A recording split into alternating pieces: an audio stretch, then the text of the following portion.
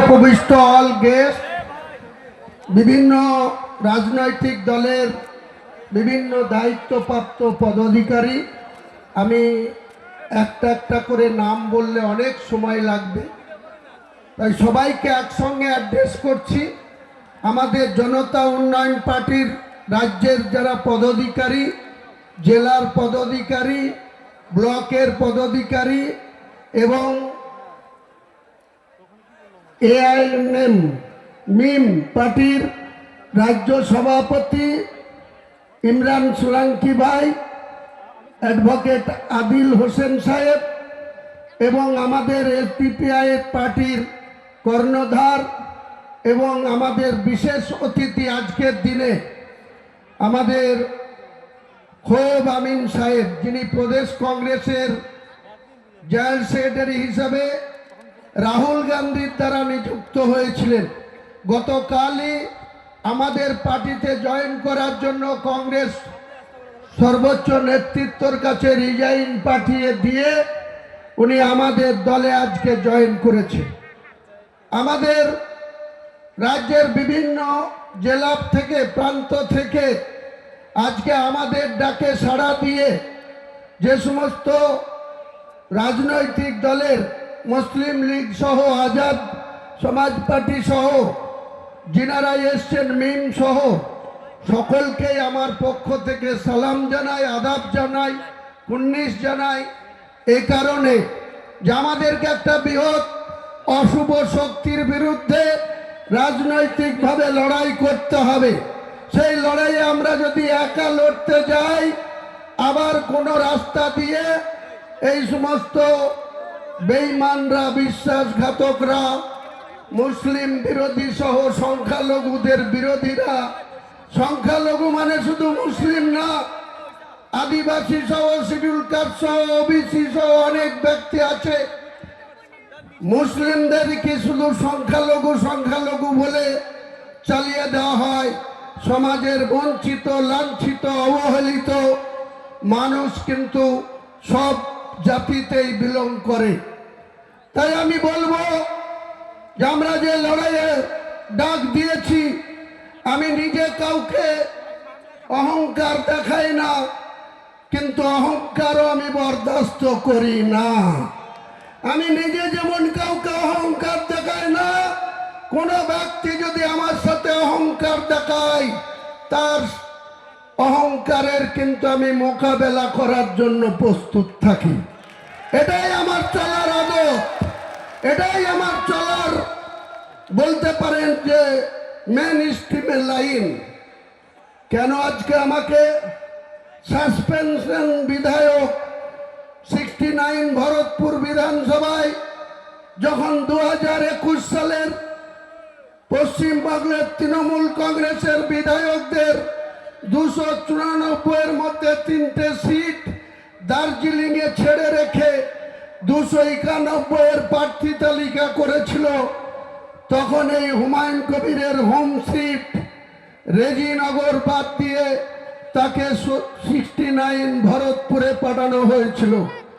এই দলটা একবারে অঞ্চল থেকে, বুথ লেভেল থেকে, ব্লক লেভেল, জেলা লেভেল, রাজ্য স্তরে পর্যন্ত দ্বন্দ্ব আর বিভাজন আর তোলাবাজি করার দল। এই দলটার কোনো নিয়ম শৃঙ্খলা কেউ মানে না, একটাই পোস্ট, বাকি সব ল্যাম্প পোস্ট। জন্মলগ্ন থেকে রাজ্যের সভাপতি মাননীয় সুব্রত বক্সি, তাকে শুধু শ্রীখণ্ডী করে রেখে দেওয়া হয়েছে। তার কোনো কথা মমতা বন্দ্যোপাধ্যায়ও শোনেন না, তার ভাইপো অভিষেকও শোনে না, তৃণমূলের তুলাবাজ মাতব্বররাও কেউ শোনে না। কিছু একজন নেতা করিমপুরে বিধানসভা লড়তে গিয়ে একটা লুঙ্গি পড়া লোকের লাত খেয়ে ঢোলকলমি ঝরে গিয়ে পড়েছিল। সেই নেতাকে নজরুল মঞ্চে তৃণমূল কংগ্রেস জয়েন করিয়ে 1 মিনিটের মধ্যে সহ সভাপতি করে দিল। তার কাজ হচ্ছে তৃণমূল ভবনে বসে বসে তোলাবাজি করা, কমিশন খাওয়া। যত মুর্শিদাবাদের নেতারা ফোন করে বলবে আমাকে একটাই কাজ পাইয়ে দেন, তিনি সঙ্গে সঙ্গে কোনো দপ্তরের প্রিন্সিপাল সেক্রেটারিকে, পঞ্চায়েত দপ্তরের প্রিন্সিপাল সেক্রেটারিকে, খাদ্য দপ্তরের প্রিন্সিপাল সেক্রেটারিকে, বিভিন্ন আধিকারিকদের আগে 4% কমিশন বুঝে নিয়ে তারপরে মমতা বন্দ্যোপাধ্যায়ের ক্ষমতার একটা ইউটিলাইজেশন সার্টিফিকেট দিয়ে দেবে। তা আমরা বলতে চাই, বাংলার মানুষ আপনারা বহু আশা নিয়ে, আমরা বহু আশা নিয়ে 34 বছরের যে সরকার চলতো, শুরুতে তারা অনেক ভালো কাজ করেছিল জ্যোতিবাবুর নেতৃত্বে।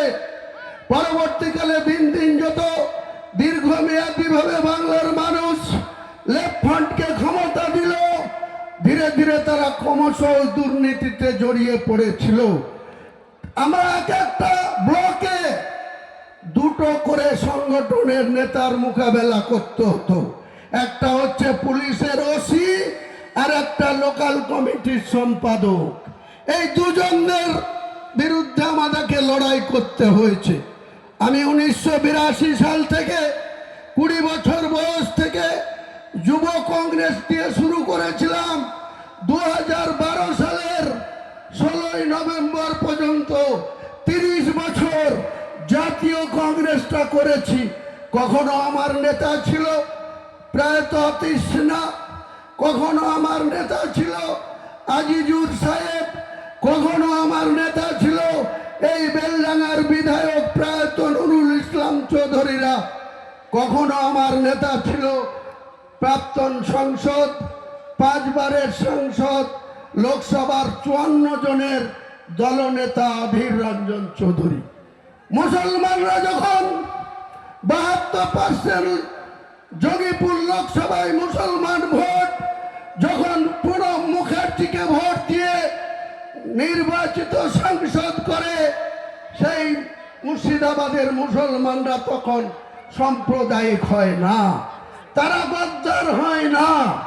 মুসলমানরা যখন শুরু থেকে বামফ্রন্টের সেই RSP ত্রিদীপ চৌধুরী থেকে শুরু করে, ননীগোপাল ভট্টাচার্য থেকে শুরু করে প্রমথেশ মুখার্জিদেরকে বারবার ভোট দিয়ে বহরমপুরের সাংসদ রূপে পাঠায়, তখন মুসলমানরা ধর্ম নিরপেক্ষতায় থাকে।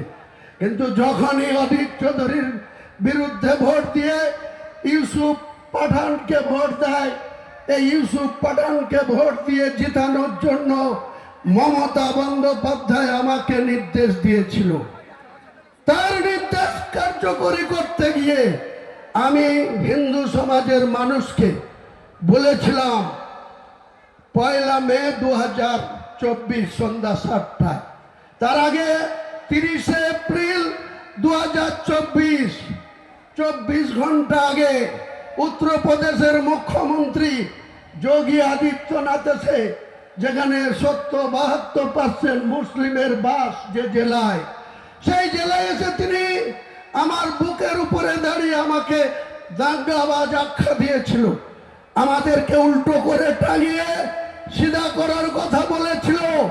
তার প্রতিবাদ করে তৃণমূলের এইসব জেলার MLA নেতা, অনেক বড় বড় এখন কোঅর্ডিনেটর হয়েছে, তারা কোনোদিন মুখ খুলেনি। এই হুমায়ুন কবিরকে তার প্রতিবাদ করতে হয়েছিল।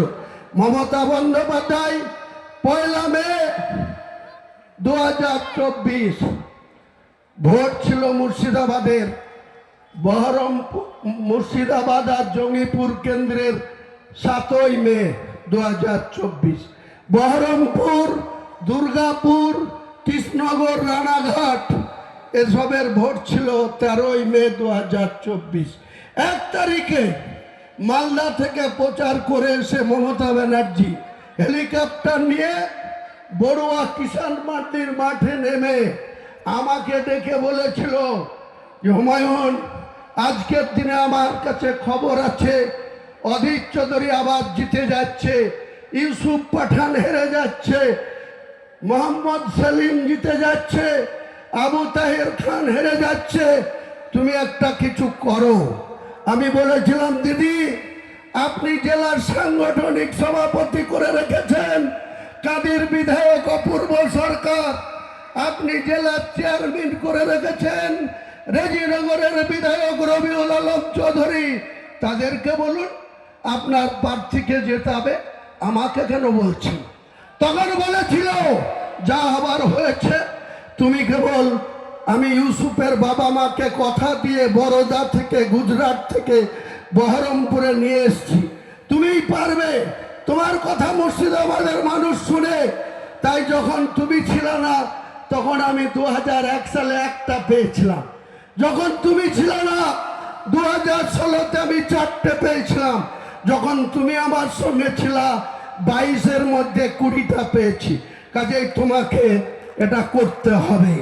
তাই সেদিন আমি যোগী আদিত্যনাথ যেভাবে মুসলমান সম্প্রদায়ের লোককে উল্টো করে টাঙিয়ে সিধা করার কথা বলেছিল, তার 24 ঘন্টার মধ্যে আমি বলেছিলাম, যোগী আদিত্যনাথজি এটা ইউপি না, এটা বাংলার মুর্শিদাবাদ। মুর্শিদাবাদে আমরা বসবাস করি, আমরা কোনো সাম্প্রদায়িক রাজনীতি করিনি, কোনোদিন করব না।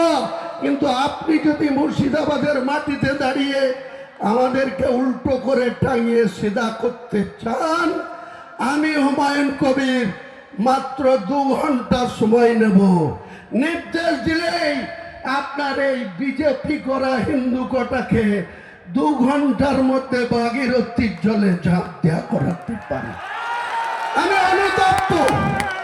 আমি অনুতপ্ত, দুঃখিত। আমি